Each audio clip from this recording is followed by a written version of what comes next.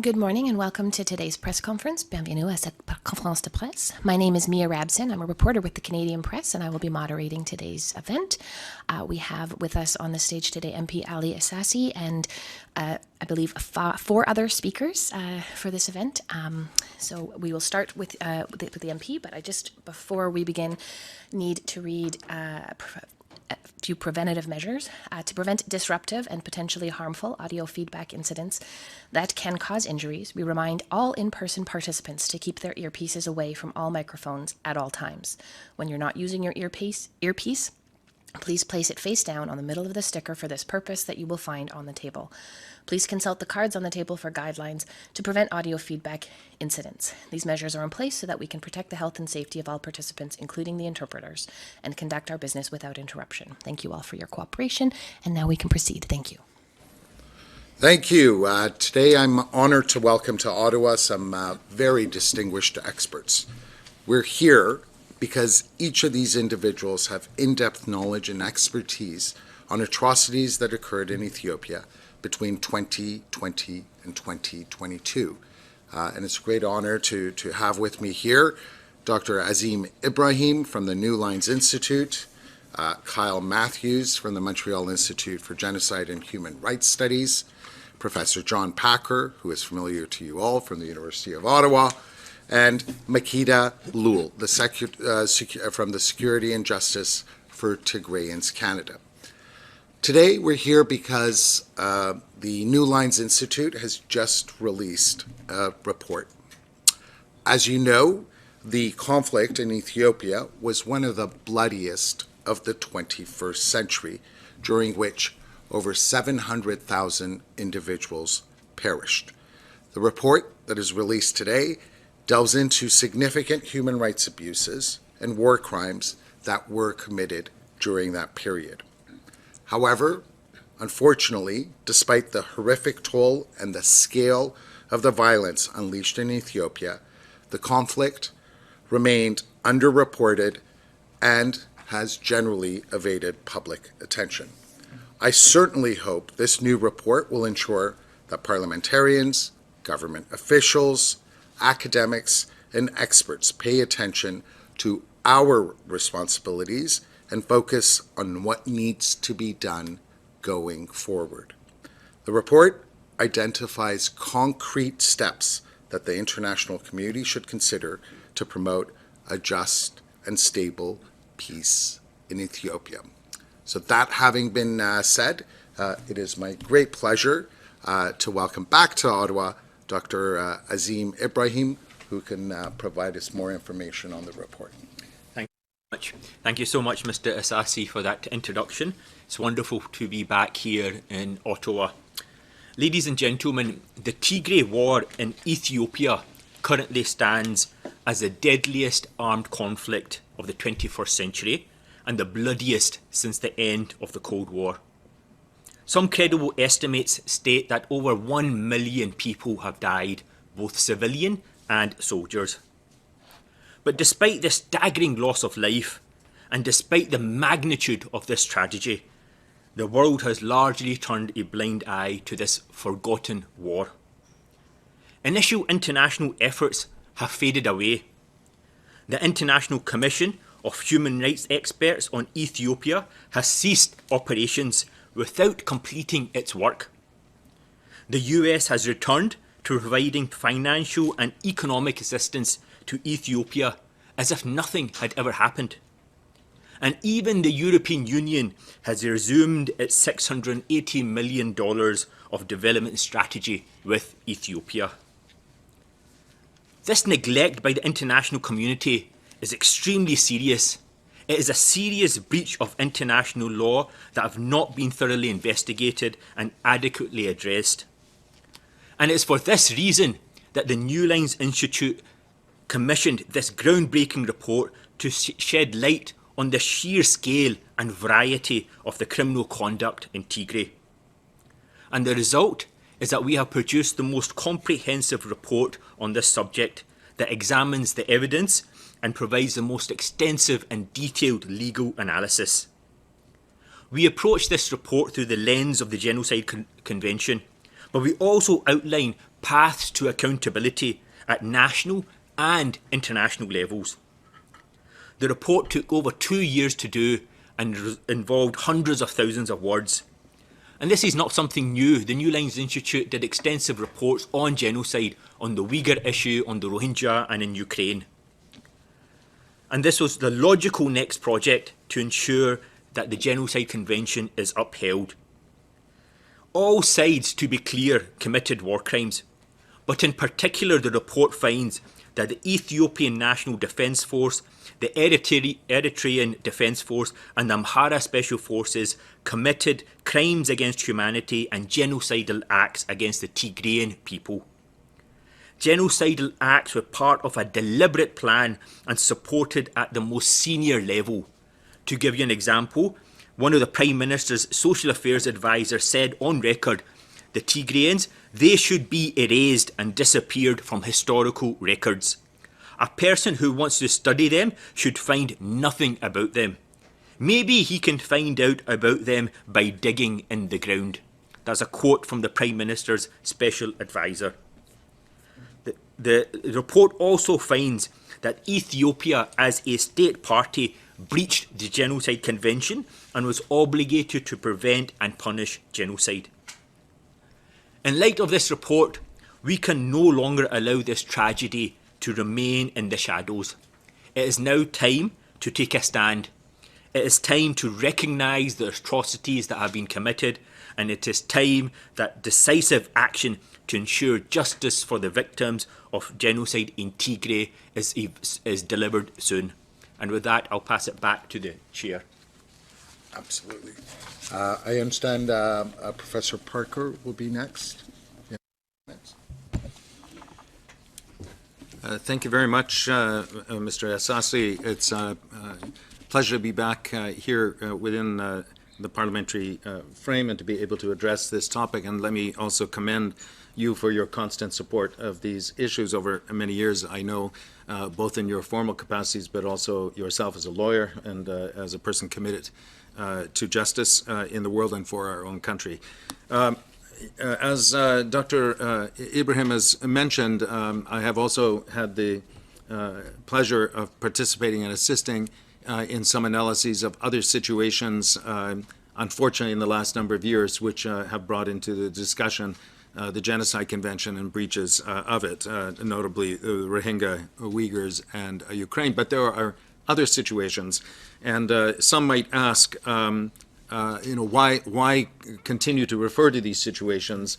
And I remember speaking with a former minister of this government here in Canada about one of those situations, and he said, well, if we recognize that one, we're going to have to recognize some others, and to which I would reply, yes, we would. Unfortunately, this is the state of the world, and there are at least a couple of reasons why it matters that we draw attention to this now.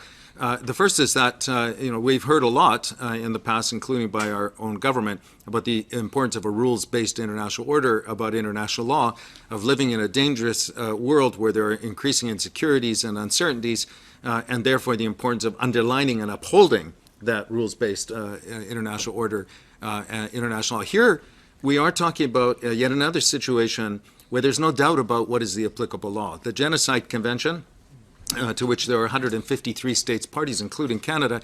In this case, Ethiopia was one of the first parties, signed it on the second day after its adoption, 11th of December 1948, and ratified it very quickly, 3 years before Canada ratified it. So there's no doubt that this is the applicable standard. And the Genocide Convention, I'll just remind those listening that it's actually a pretty simple, I invite you to read it. It's only 9 substantive provisions. It's pretty straightforward. And it's foundational. Some people consider it one of the core instruments of the post-Second World War international order. So the question, therefore, is if we're going to give up and ignore this kind of foundational norm, what does it really portend for that rules-based order? And I think it's not coincidental that we're seeing a kind of increase genocidal type activities, because we could add, sitting here, also the situation in Darfur. Of course, it's been raised in the context of Israel-Palestine, and there are actually, unfortunately, other situations in the world that we could and probably should be talking about. But I just want to underline that here we're talking about something pretty straightforward, pretty clear. We're also talking about a situation which are elaborated in the report of really a catalog of acts, violations. Some people say that we really can't talk about genocide unless there are killings. Well, there's abundant killings in this case. They say we can't talk about genocide unless there are acts against the integrity of individual persons, torture, and so on. There are abundant cases, and so forth and so on. Some really of a horrendous character. It's all horrendous, but if we were to say certain manifestations such as sexual violence and so forth, again, abundant cases. So here we have clear law, clear situation, and at scale, and this simply behooves us to stand up and to identify it. And it is really shameful in the international community that there has been effort to suppress this, and worse than that, to kind of paper over it, such as the re-engagement by other states, because the character of genocide here is not just something that we're not supposed to do, but we are supposed to actively cooperate in the prevention of it. And one of the hallmarks of the Genocide Convention is Article 1, which is a duty to prevent genocide. And that duty is not only applicable on all 153 states parties, inter pares, between each other, but we know, according to the International Court of Justice, that that duty to prevent begins at the moment a state, and now I'm quoting or paraphrasing, the moment that a state knows or ought reasonably to know that there is a serious risk of genocide. We are way past the point of serious risk here. We know what has actually happened. So at a minimum, we can say quite definitively Article 1 has been triggered. That duty now exists for all states parties, including Canada. Now, what does that duty entail? And the International Court of Justice has also helped us understand that. And the International Court of Justice has said that that duty entails for states to act proactively, to take steps basically within their capacity and within their proximity. And therefore we have to ask Canada and Canada in our relations with other states. We should definitely not be complicit in the performance or the continuation of acts of genocide, but we should also be doing those things which we can to exercise influence to not only stop, but to hold to account and to ensure reparation and so forth. There's a series of undertakings that follow, which are material to continuing international relations in this case. The last thing that I'd like to just mention is that the report identifies very concretely 6 recommendations which are primarily which are divided in the domain between state responsibility, action states should take, which are within our province to take. We don't have to ask anyone about that. We don't have to go anywhere to obtain permission. But it also identifies steps that can and should be taken with regard to individuals who are identifiable, who carry particular individual responsibility, and they exist. And that includes using our own universal jurisdiction if it's appropriate, if there are persons within the jurisdiction, or acting in concert with other states for international recourses, investigations at a minimum, and so forth. I think this is fairly clear, and we hope that the Government of Canada would support this. Thank you. Thank you, Professor Parker. Let's turn to another very familiar friend, Kyle Matthews from the Montreal Institute for Genocide and Human Rights Studies. Thank you, Mr. Asasi. It's great to be here. I commend the New Lines Institute for putting together this report. It's been years that we've seen atrocity crimes take place in Ethiopia, in the Tigray region. We've seen denial by the government, by other actors. The African Union is seated in Addis Ababa, has a mandate to interfere and get involved when there are mass atrocity crimes taking place, including genocide, and we've seen almost no action by the African Union. I think we are at a point where the international liberal order is tearing apart at the seams, and the number of atrocity crimes taking place across the world is a signal of that weakness. And the case of Ethiopia is a very, very serious situation that needs more attention. Canada played a very important role in the 1990s in creating, making foreign policy centered on human security, a key part of our legacy under Foreign Minister Axworthy and others. We helped create the International Criminal Court. We've also pushed for the norm and the responsibility to protect, that we must take action to prevent through all means, be it economic, diplomatic, or in any other settings of using military force, including peacekeeping, to protect civilians. Unfortunately, in the last couple of years, especially with R2P, that's fallen by the wayside. Nobody's talking about it. And so we have to engage. We have to find other actors that can help protect the people in Ethiopia, Tigrayans, who are still at risk. This report comes out, says there is genocide occurring. Doesn't say that it's over. And I think that's the key point that I would like everyone to hear, is that this report says there's genocide, but it doesn't mean that people aren't suffering today. It's continuing. So we need to double our efforts and work with partners to try to protect civilians and ensure human security of Tigrayans are looked after. Thank you. Thank you very much, Kyle. Next, we will go to International Counsel Anika Weiss, who, as everyone knows, played a substantial role in producing this report. Did you have any comments? So far, but I'm happy to take any questions that there may be. Thank you. Sounds great. And last but certainly not least, we will go to Makita Lul from the Security and Justice for Tigrayans Canada. Thank you, MP Asasi, and thank you to all the speakers here today. On behalf of the Tigrayan community in Canada and across the world, you know, words fail me to express the gratitude for you guys taking the initiative to holding the perpetrators accountable, and that there needs to be a standard set in the international system, and to continue to uphold that standard. As MP Asasi introduced me, my name is Makda Lul. I'm the current chair of the Security and Justice for Tigrayans Canada, and I'm here to represent the sentiments and voices of Tigrayans in Tigray and in the Canadian diaspora. Today marks a significant day for Tigrayans worldwide. It is a day of renewed hope as we slowly yet surely inch closer towards justice for the deliberate suffering unleashed on the people of Tigray. Since November 2020, Tigrayans have been facing the deadliest war in the 21st century. These are not my words, but words quoted by many news outlets and notable diplomatic figures, and most recently in the newly published New Lines Institute report. Since the start of the war, Tigrayans worldwide unified as one voice for the people in Tigray who were physically, financially, and technologically cut off from the world, while they were viciously massacred, starved, and raped in the dark, and every facet of their way of being completely destroyed. The signing of the Pretoria Peace Agreement on November 2nd, 2022, brought a sense of relief as it put a stop to the guns and promised a path towards accountability, sustainability, and peace. However, nearly 2 years since the agreement was signed, and no tangible steps towards accountability or a return to normalcy has been made. Over 60,000 Tigrayan refugees are stuck in Sudan, escaping home from one war to find themselves caught in another one. They are so vulnerable and desperate that some are even taking the risk to go back to Tigray, where occupying forces are waiting. Just yesterday, the UN's Interagency Standing Committee released an evaluation of the response to the humanitarian crisis in Tigray and surrounding regions.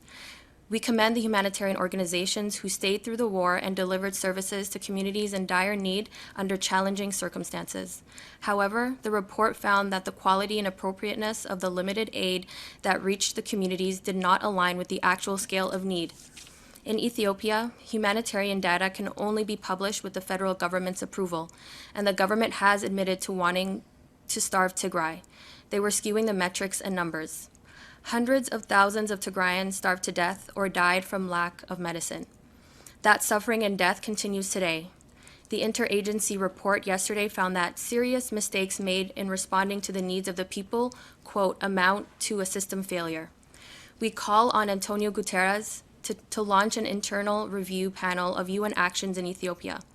There are still nearly 1 million IDPs without adequate living essentials, and over 120,000 victims of extreme gender-based violence who are left to tend to their physical and psychological wounds themselves, with virtually no functioning hospitals left after their deliberate destruction. Many sympathizers and loyalists of the Ethiopian and Eritrean governments claim that the lived realities of Tigrayans are made up and based on biased, unverifiable half-truths. Over the last 4 years, they have heavily invested time and resources into drowning out our voices and flooding social media and other outlets with misinformation and disinformation campaigns, doing everything they can to derail advocacy for the rights and dignity of Tigrayans. On top of the gaslighting and propaganda from Ethiopian and Eritrean government loyalists, Canada's geopolitical interests in the region have disappointingly taken precedence over the human rights abuses in Tigray. The light taps on the wrist for the human rights abuses committed in Tigray while resuming mining operations to extract gold and other valuable minerals in the region is intolerable. We urge the Canadian government to rethink its investments and to carefully inspect and verify best mining practices in the region while also applying diplomatic pressure on the Ethiopian government to meet the Geneva Convention and international law standards. I'd like to take this opportunity to thank the New Lines Institute for not forgetting Tigray while the rest of the world moved on and using all of its resources at its disposal to publish a credible legal analysis that affirms what Tigrayans have been saying since the beginning. This report provides us with a clear call to meet our legally binding obligation to prevent genocide and to hold all stakeholders accountable in ensuring the international system is not in jeopardy and states maintain the universal standards laid out in international law. I'd also like to thank the Montreal Institute for Genocide Studies and the University of Ottawa in taking part in this critical event and continuing to be a voice and ally for genocide victims worldwide.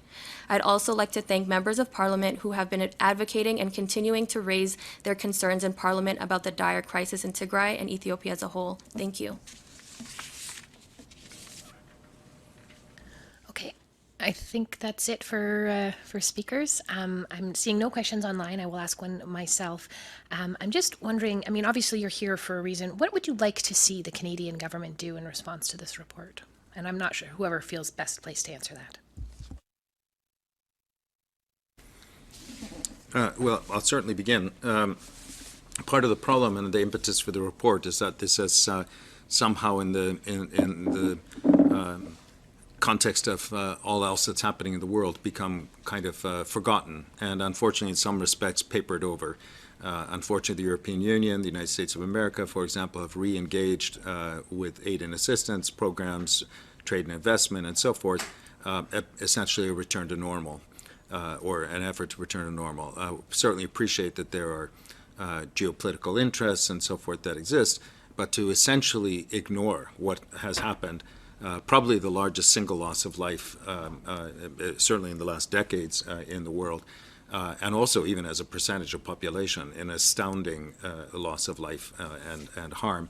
Our feeling is that this just cannot be ignored. It also portends very, very bad things for the rest of the world, including Canada's place. So Canada has a potential here, has the scope of some leadership to stand up, to raise the flag again, and to call it out, but also to do certain things. And it could what is within the realm, for example, its own relationships, its own diplomatic initiatives, its own trade and exchange, even notifying that an intention that it will exercise universal jurisdiction if any perpetrator should come within the Canadian jurisdiction and so forth. Those kind of pronouncements can be useful. But at the moment, it's kind of crickets out there. And along those lines, you mentioned that Europe and the United States have sort of returned to normal. Is Canada sort of in that back to where it was before this war began? I hesitate to respond to that. I mean, maybe Mr. Assassi knows better in terms of the Foreign Affairs Committee, but I think there's a risk of that. I mean, we tend to follow our allies. We tend to follow certainly those very close, such as south of the border and so forth. So at the moment, it's more the silence that is deafening.